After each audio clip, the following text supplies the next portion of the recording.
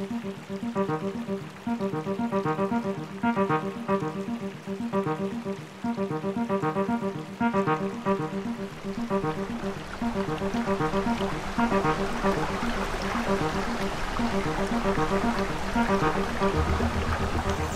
river, it was very important for locals, always here.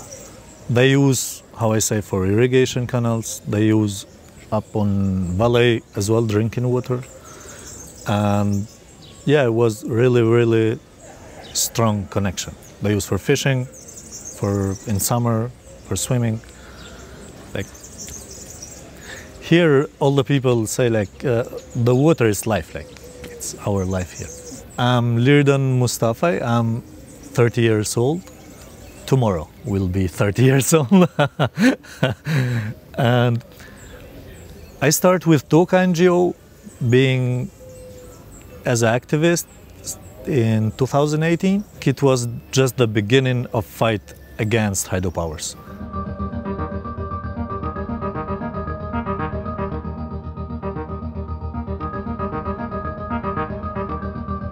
And the first couple of years that I was here, there were no cars, there were no telephones, there were often no roads. It was really an amazing adventure. And then things started to go. One day the machines showed up to asphalt the road into the valley, and everybody else was like, yay, we're getting an asphalt road. And I was like, everything comes, there's good and bad. Something is, why are they asphalting this road? And you know, sure enough, like the next year, hydropower showed up.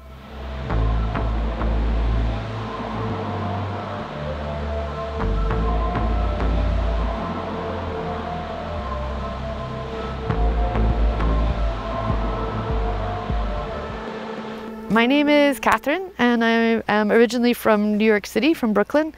And 12 years ago, I came on holiday for 11 days. And I basically, I just fell in love.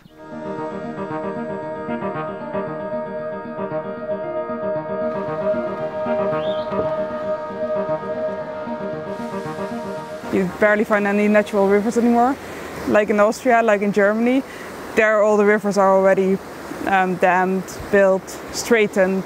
And here they still have, and now suddenly there's like, oh, let's dam them, because there's an incentive for that. So I'm Vera, and my passion for rivers comes from kayaking, so to say. But a few years ago, when I graduated from hydraulic engineering, so my master thesis, I decided that like more researchers needed to go to rivers, and especially in the rivers in the Balkan, because they're poorly researched. And then at some point, I got the students together at a camp, and that got into the River Collective. So now we're a group of interdisciplinary people that just love to bring people together to do research together for rivers. These small hydropowers are really so bad for our environment, and as well we don't have any benefits from hydropower. These small hydropowers, this company sell it, and that money go just for the company. And as well, Valbona Valley don't have any energy or electricity from that hydropower. It's nothing to do. So nothing benefits from hydropower. We know that concessions were granted for 14 hydropowers on the Valbona River. The government is always claiming, yeah, but we only built 3. This is a triumph. You know, we stopped 11 of them, but they've not been formally canceled. We have many laws in Albania. Like laws what we take just copy-paste from EU, and we put it on papers. Because in law, we have like, you can't build hydropowers inside national parks, but that it's happening.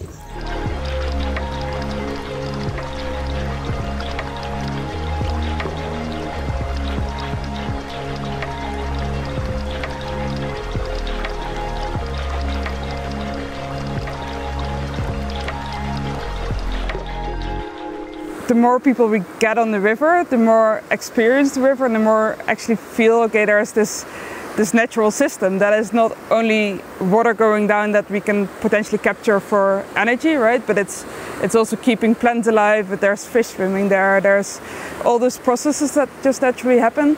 and experiencing it by being on a river is just a whole different dimension.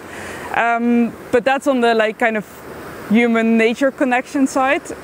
But there's the other side, which is simply the economic incentive of building dams. So if the one reason of building dams is so to say to economically develop a region, then tourism is just a really good alternative. I believe like we can have really good tourism development to be as well good with environment, like something to go together, not to destroy the environment and to have tourism. Because if we have tourism, we have from this nice environment. And the good thing of tourism is that it's not only bringing in money to one single company, like a hydropower plant would do, so that one person kind of gets rich, right? But if you bring in tourism, they're going to spend money in the shops, they're going to spend money in the hotels, they're going to spend money on the street, wherever. So that's like the same amount of money potentially coming into the valley, but distributed way better. So everybody actually profits.